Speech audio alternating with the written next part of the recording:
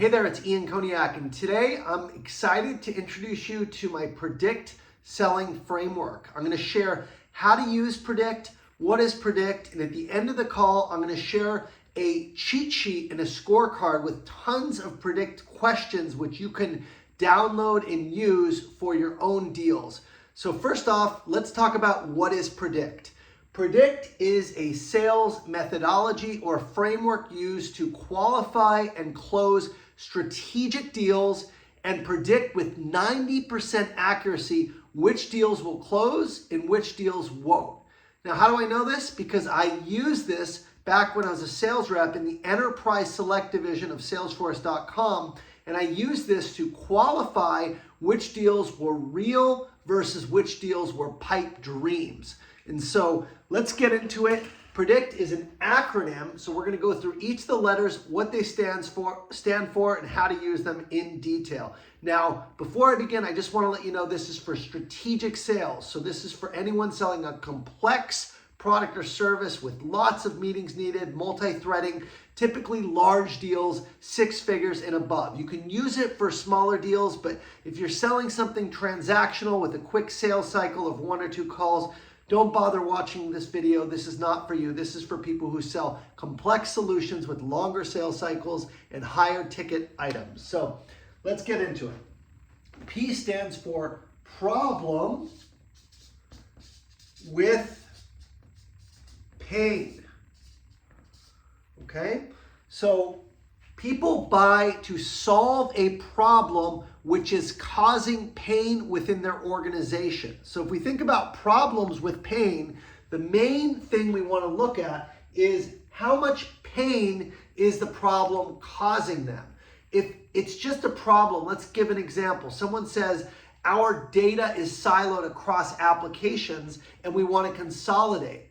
Many people will jump to the solution of consolidation and platforms, but if you're using Predict, you're going to want to know what is the impact of your data being siloed? What can't you do because your data is siloed? What is the pain it's causing? Is it causing you to have a lot of manual processes? Are you having to spend a lot of time and money on, reporting? Are you unable to get a full comprehensive view of your customers because the data is stored in different places? And what is the impact? In other words, what can't you do because of the problem?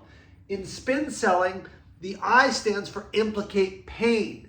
Okay, this is the most important part of the sales cycle. Is if you don't have pain, then really it's not a problem. A problem is only a problem when there's pain attached to it, when the customer admits their pain. So this is key, problem with pain.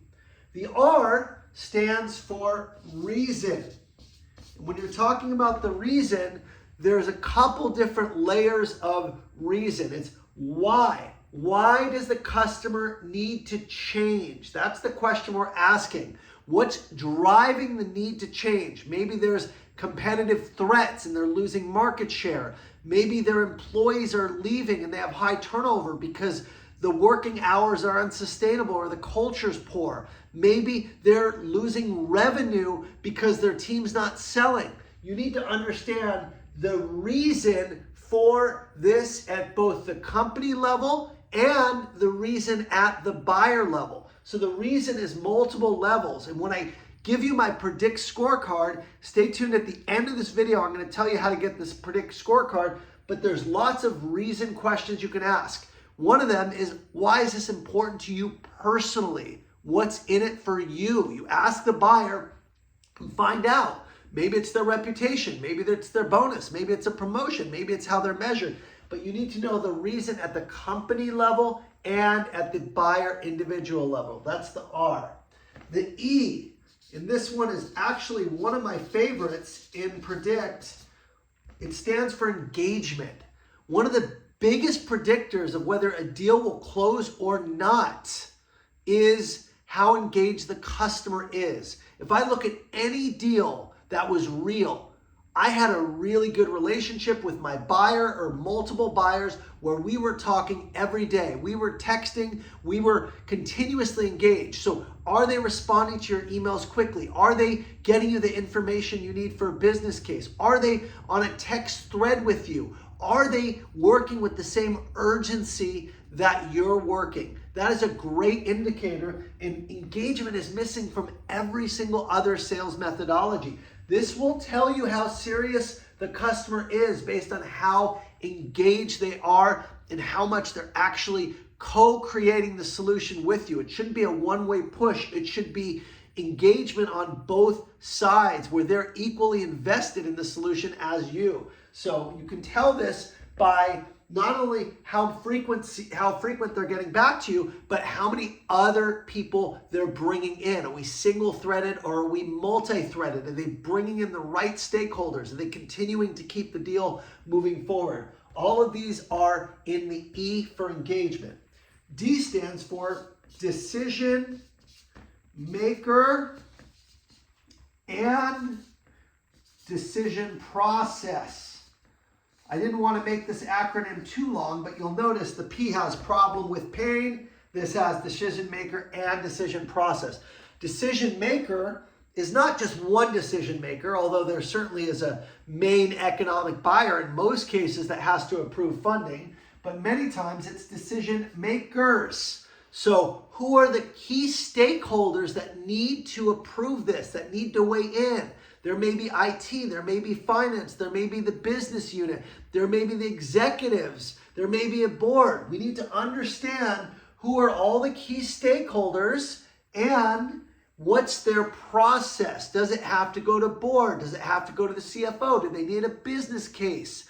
Understanding their buying process. Is there a security review? Is there a purchasing department? How long does it take to deliver a PO? If you want to sell with 90% accuracy and forecast accurately, you need to ask the right questions. Again, stay till the end and I'll tell you exactly how to get all the predict questions that you can ask in your sales process. So you must know who the decision makers are and what their process is in order to accurately forecast and predict your deals. And you must be engaged with the decision makers. You can't have someone selling on your behalf. You're going to want to co-sell with them, co-sell with your champion or your mobilizer to all the other key stakeholders. You don't want to be single-threaded. Major red flag.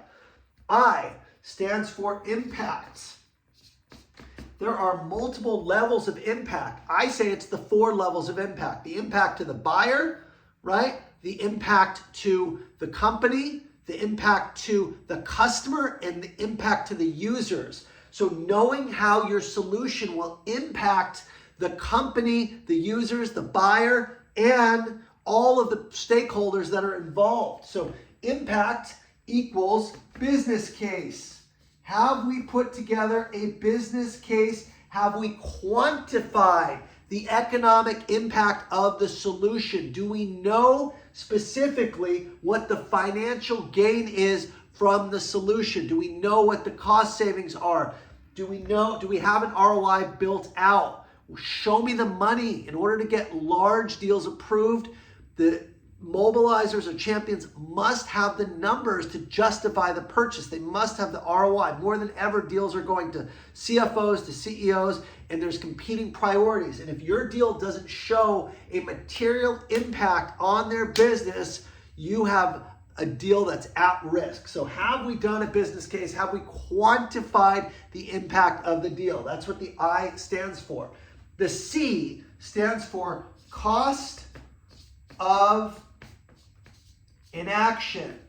And when I say the cost of inaction, what I mean is people are 2 to 3 times more likely to change because they don't want to lose what they already have versus going after some type of gain which they don't have today. So we really need to ask the question, what do you stand to lose if you do nothing? So we want to understand, what is the risk of them not taking action? Number 1. Number 2, we need to actually understand the cost of staying in the status quo. In other words, we need to know the hard cost. How many systems, for the example I gave you of multiple systems, siloed applications, how much time does their team spend having to aggregate data? How many people have to maintain all of these siloed applications instead of using a platform? How much are they paying for these applications? How much are they paying for the people in all of the data entry or any consultants that have to do work to aggregate the data? It's all about understanding not only the cost of inaction, but the cost, the hard cost of staying in the status quo. If it takes people a long time to find information, how much time do the users have to spend pulling all the information from multiple data sources to be able to get a full picture to do their jobs? If they're spending an hour a week and there's thousands of employees, that is hard costs in the millions across a company with knowledge workers. So cost of inaction.